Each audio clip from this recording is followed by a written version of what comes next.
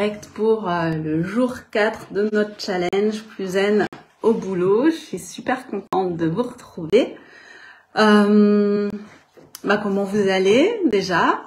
Et est-ce que vous avez réussi à faire le défi d'aujourd'hui qui était de sourire intentionnellement et donc de s'entraîner à sourire même si on n'est pas encore dans une émotion positive, même si on n'est pas encore vraiment bien, content, heureux.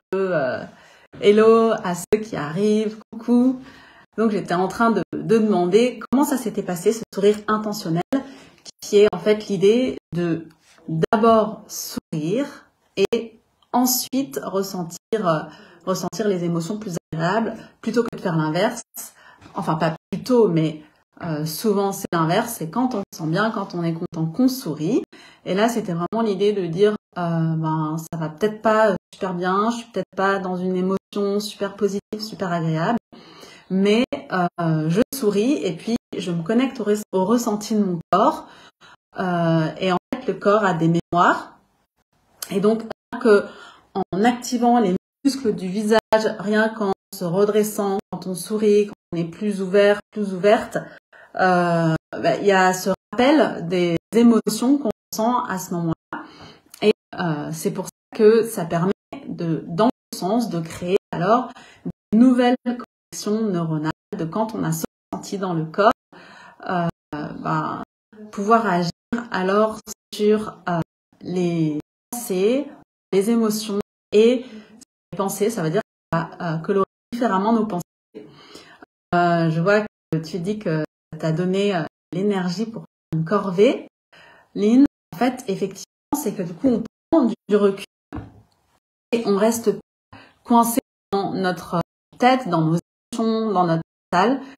En fait, donc, je vous invite vraiment à continuer faire les jours qui viennent et même régulièrement après ces petits défis qu'on a vus pendant le challenge et de les faire régulièrement pour mettre en place ces nouvelles connexions neuronales. Les connexions neuronales, c'est les habitudes que enregistrées dans le cerveau. Et on a vu qu'il y a un lien entre le cerveau et la pensée, aussi entre le cerveau et les émotions qui ressentent le corps, c'est vrai, mais aussi par le cerveau. Et le troisième, le corps. Donc, on fait un ensemble. Et l'ensemble là, en fait, il est complet seulement quand on a conscience qu'on n'a que ces éléments-là. On est aussi plus que tout ça. C'est aussi une partie plus grande. C'est la partie de nous qui est la partie de nous qui est sage, qui fait de façon intuitive ce qui est pour nous, ce qui est juste pour nous, qui est le meilleur pour nous dans notre corps, émotions, on n'a pas besoin de faire un effort pour connecter à ce là. En fait, du temps, on a les infos, on a les réponses. Ça, c'est que souvent, on a à ne pas les écouter, on a du mal à ne pas cette façon.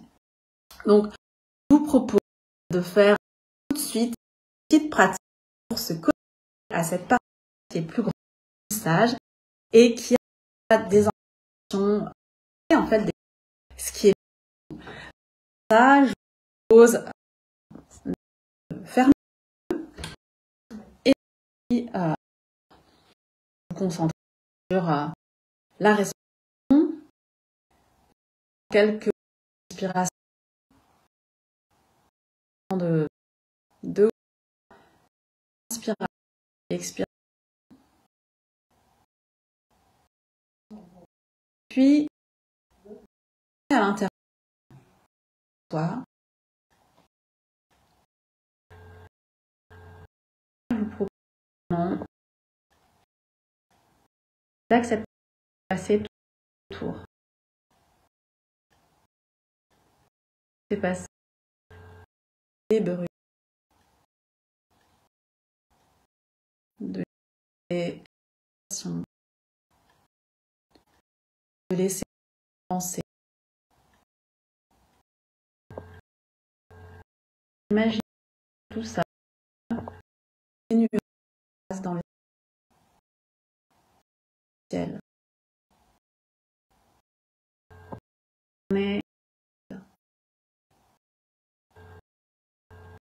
Et on traînait comme si c'était le soleil et on soleil au repos.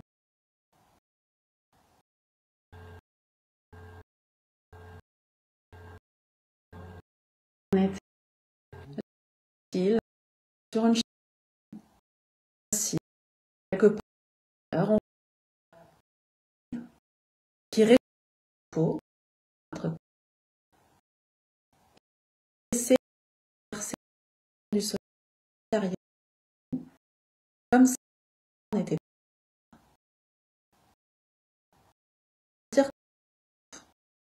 à l'intérieur.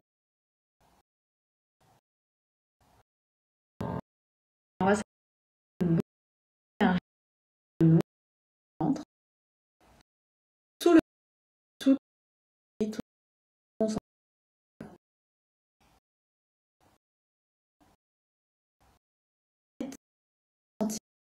boule de